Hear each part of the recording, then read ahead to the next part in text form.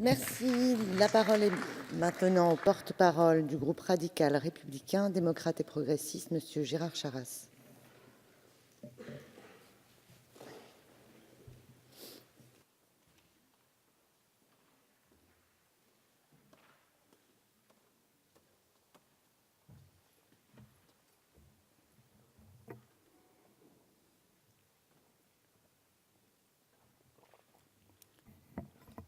Merci Madame la Présidente, Monsieur le Ministre, mes chers collègues.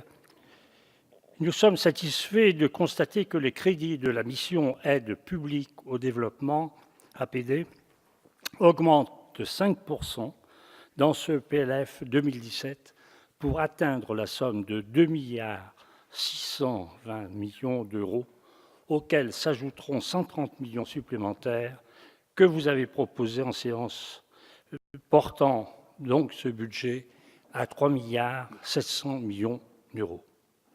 Conformément aux engagements du Président de la République, ces nouveaux moyens permettront d'accompagner la montée en puissance de l'activité de l'Agence française de développement qui réalisera plus d'1 milliard d'euros d'activité en 2017 par rapport à 2015, avec un objectif de 4 milliards d'euros en 2020, dont 2 en faveur du climat. En tant que deuxième contributeur, la France participe activement aux outils d'aide européens. Les moyens alloués augmentent ainsi fortement, dont 50 millions d'euros en faveur du Fonds européen de développement, le FED, au bénéfice notamment des zones en crise et en conflit.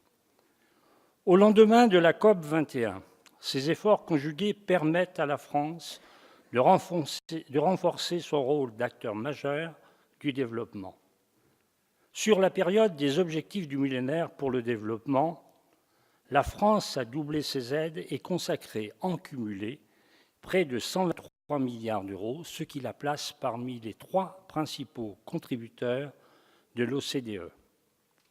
Pour renforcer cette aide publique au développement, nous sommes aussi satisfaits que l'amendement identique que nous avions déposé avec d'autres groupes pour élargir l'assiette, mais aussi le taux de la taxe sur les transactions financières, ait été voté.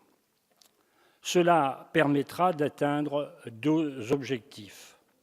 D'abord, de dégager des recettes fiscales supplémentaires, notamment en vue d'augmenter les financements pour la solidarité internationale et la lutte contre le changement climatique.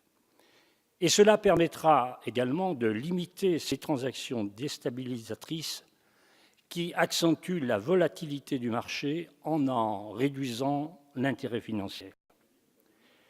Rappelons que ce premier objectif est conforme aux engagements pris par le Président de la République sur l'affectation de la taxe sur les transactions financières et sur sa volonté d'augmenter de 4 milliards d'euros l'APD d'ici 2020. En outre, la taxation des transactions interjournalières s'inscrit dans la dynamique des négociations européennes, puisque la directive proposée par la Commission préconise cette même mesure. Et les 11 États membres associés à la coopération renforcée, visant à instaurer une taxe européenne sur les transactions financières, dont la France, ont décidé en septembre dernier de soutenir cette proposition. Ces États doivent encore s'accorder sur le taux de la taxation.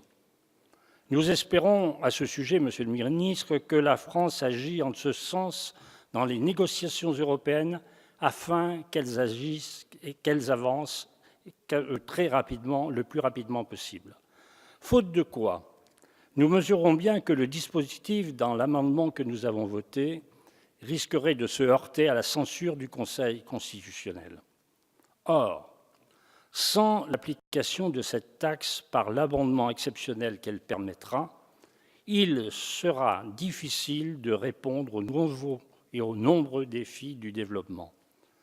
Lutter contre les inégalités, réduire la pauvreté, garantir le respect des droits humains et l'accès aux services essentiels tels que la santé, l'éducation, l'eau et l'assainissement, répondre aux crises humanitaires dont nous savons ce que c'est, promouvoir une agriculture durable également, lutter contre le dérèglement climatique, préserver enfin les ressources de la planète pour les futures générations.